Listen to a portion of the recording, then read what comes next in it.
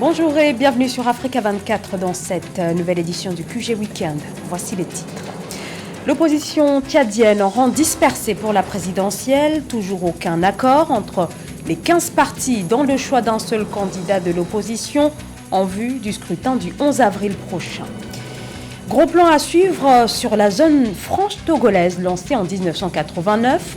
Quel impact en termes de développement économique et industriel, mais aussi au niveau de l'emploi, nous ferons le point dans ce journal. La Convention entend s'aligner sur la nouvelle politique forestière du gouvernement. Des dizaines d'hectares seront mis à disposition des populations rurales de Côte d'Ivoire afin de pouvoir développer plusieurs filières de l'agriculture. Et on commence par cette information du Nigeria où une quarantaine de personnes, dont 27 enfants enlevés il y a 10 jours dans une école, ont pu être libérés selon les déclarations d'Aboubacar Sani Bello, le gouverneur de l'État du Niger, État qui se trouve au centre-ouest du Nigeria. Le gouverneur s'est exprimé ce samedi. Désormais libres, ces ex-otages avaient été enlevés mi-février dans un pensionnat à Kagara, dans cette partie du pays où un nouvel enlèvement a été opéré. Plus de 300 étudiants ont été kidnappés par des individus armés dans la nuit de jeudi à vendredi après l'attaque de leur pensionnat. C'est le troisième enlèvement de masse d'étudiants au Nigeria depuis le mois de décembre. Au Tchad, c'est la division au sein de l'opposition à 2 mois de la présidentielle. L'opposition voulait pourtant s'unir afin de pouvoir affronter le 11 avril prochain le président sortant Idriss Déby Itno qui brigue un 6e mandat. Mais la perspective d'une candidature unique des principaux candidats de l'opposition tend de plus en plus, vous allez le voir, à s'éloigner. Les explications dans ce reportage de notre correspondant Mamat Ramadan.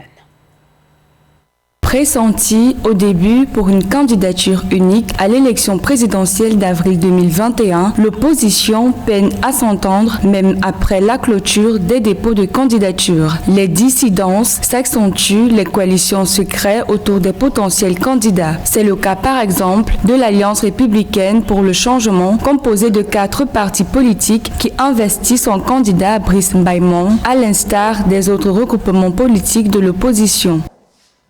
Fort du pouvoir, ni le délitisme et les prestiges superficiels de la présidence de la République qui nous intéressent. Ce qui nous intéresse, c'est de proposer une alternative vraie, un chemin de changement pour notre patrie et surtout la construction de notre destin commun.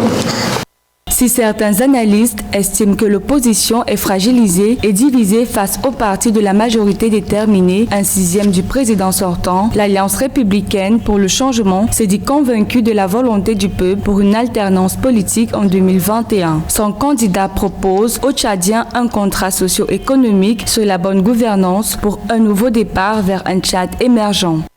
Chers collègues présidents, membres de l'Alliance républicaine pour le changement arc démocratique, notre projet de société que nous élaborerons dans les jours à venir prendra en compte toutes les aspirations de notre peuple, malgré les divergences ou les particularités de nos programmes politiques. Pour rappel, l'Alliance républicaine pour le changement a entamé depuis plusieurs jours des négociations avec les partis politiques qui hésitent encore à se lancer dans la course à l'élection présidentielle pour constituer un bloc face à la majorité déjà en campagne à travers le pays. Le 6 mars prochain, les Ivoiriens seront appelés aux urnes pour élire leurs députés. Il s'agira de renouveler 255 sièges. Plus de 1500 candidats sont en lice. Des candidats qui sont officiellement entrés en campagne, une campagne électorale qui a démarré vendredi. Objectif, tenter de convaincre un électorat de plus en plus méfiant à l'égard des promesses qui reviennent à chaque élection. Ange Bijounomenio. La campagne électorale a bel et bien commencé en Côte d'Ivoire pour ce qui est des élections législatives. Tous les candidats ont d'ores et déjà déployé leurs artilleries pour tenter de convaincre le plus grand nombre d'électeurs. Objectif, décrocher la majorité parlementaire à l'Assemblée nationale. Dans le scrutin, nous savons que nous serons donc les vainqueurs. Parce que la population elle-même est favorable. Elle est favorable parce que quelque part, elle est fatiguée. Elle est fatiguée des besoins que Djibérois devrait avoir et que Djibérois n'a pas aujourd'hui. Et je suis l'homme de la population. Nous avons déjà amorcé des choses à Dania que Dania connaît. Dania est témoin de mes actions et Dania me connaît. Et je pense bien que cette année sera l'année du changement pour que le Dania puisse être prévalu. La course à l'hémicycle va surtout se jouer entre les trois grands partis que sont le FPI, le RHDP et le PDCI. Si l'opposition s'était concertée pour former un bloc lors de la présidentielle, ce n'est plus le cas pour ces législatives. Il s'agit véritablement d'une question de leadership. L'autre élément, c'est que chacun des partis politiques a sa souveraineté et chacun souhaiterait gagner. Alors dès lors qu'il y a des questions de leadership, chacun essaie de voir au mieux comment s'organiser pour impacter le jeu politique. L'autre branche du FPI dont vous parlez, tout le monde sait de quoi il s'agit.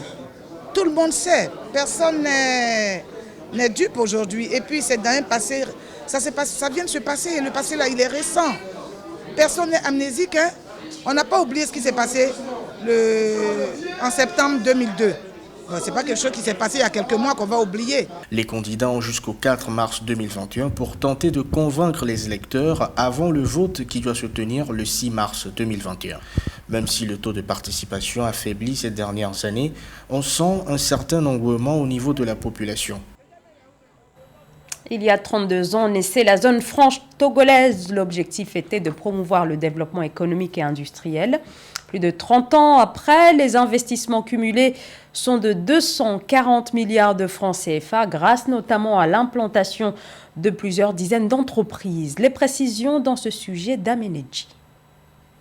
Dans l'objectif de promouvoir le développement économique et industriel, les exportations ainsi que la création d'emplois, la zone franche togolaise a cumulé sur une période de 30 ans des investissements chiffrés à 240 milliards de francs CFA. Une importante manne financière attirée et matérialisée par l'implantation et le développement de plusieurs entreprises. Le Togo, qui est à l'ère de la mobilisation des ressources additionnelles, voit en cette opérationnalisation un stimulant de croissance économique puisqu'elle permettra d'améliorer les indicateurs relatifs à la liberté économique. Selon le gouvernement togolais, ces entreprises éligibles à des avantages au cordon douanier ainsi qu'à des avantages fiscaux que leur procure leur statut privilégié sont tenus de destiner au moins 70% de leur production à l'extérieur. À noter que la zone franche togolaise, c'est 15 392 agents employés et contribuant à hauteur d'environ 68 milliards de francs CFA au PIB. On peut également ajouter le fait que l'économie togolaise,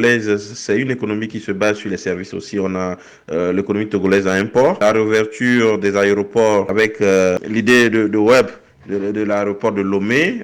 Donc, ces activités font qu'on peut tranquillement continuer par faire des estimations dans des scénarios optimistes. Par ailleurs, le Togo va vers l'opérationnalisation de l'agence de promotion des investissements et de la zone franche qui sera chargée d'assurer efficacement l'administration du nouveau code des investissements. En Côte d'Ivoire, une convention a été signée par le ministère des Eaux et Forêts, l'entend mettre à disposition des populations rurales jusqu'à 20 000 hectares de la forêt de Goendébé dans le sud-ouest du pays. Il s'agit de faciliter l'exploitation des terres agricoles, notamment pour les cultures et l'élevage. Amenedji. En Côte d'Ivoire, le ministère des Eaux et Forêts a procédé à une signature de convention pour la mise à disposition des paysans de 20 000 hectares de la forêt classée de Goendébé pour l'agroforesterie. L'objectif est de permettre aux populations rurales de poursuivre leurs activités conformément à la nouvelle politique forestière associant la culture agricole et celle de l'arbre. L'agroforesterie est une pratique agricole écologique qui consiste en l'association dans une même parcelle des cultures, des animaux et des arbres.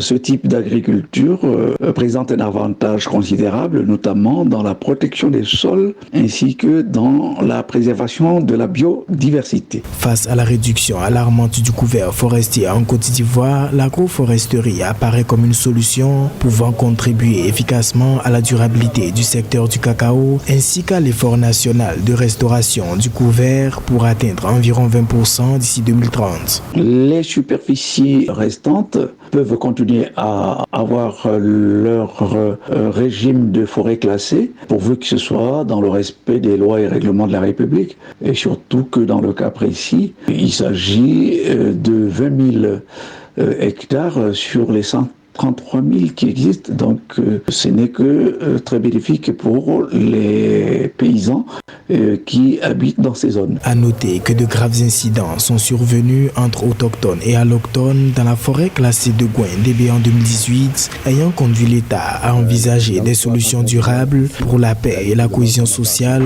d'où l'un des intérêts de cette convention.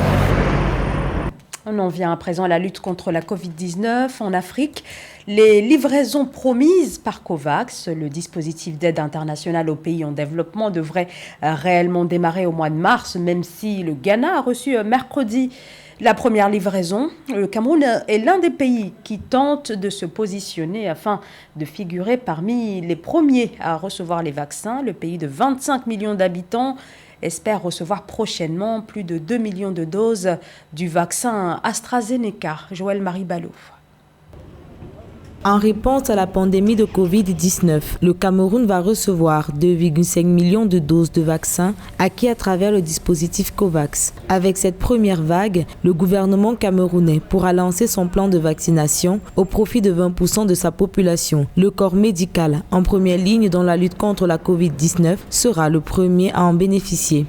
Il n'y a pas que le Cameroun qui subit les ravages du Covid, c'est le monde entier. Donc la fabrication de ces vaccins qui ne sont pas vraiment en grande quantité fait en sorte que le pays n'a reçu, comme la majorité des autres pays, qu'un petit nombre de vaccins. Cette livraison représente le début d'une grande fourniture de vaccins dans le monde. Pour le Cameroun, ce sera le moment de juger de l'efficacité du vaccin dont le nom reste inconnu. Par la suite, l'État devra établir un arrangement sur financement pour l'obtention des vaccins au profit des 80% de la population restante. On va se contenter des 20% et pouvoir maintenant trouver des stratégies pour pouvoir faire vacciner les personnes nécessiteuses et aussi anticiper pour des livraisons futures de ces vaccins. Nous faisons quand même confiance à l'OMS et à ces organismes qui actuellement se battent corps et âme pour lutter contre cette pandémie qui ne fait que faire des ravages. Pour rappel, la facilité COVAX est un processus qui vise à fournir en 2021 des vaccins contre le coronavirus à 20% de la population de près de 200 pays. À travers cet effort, 2 milliards de doses de vaccins anti-Covid-19 seront reparties dans le monde. C'est la fin de ce journal. Merci de nous avoir suivis. Dans un instant, une nouvelle édition de l'actualité sur Africa 24.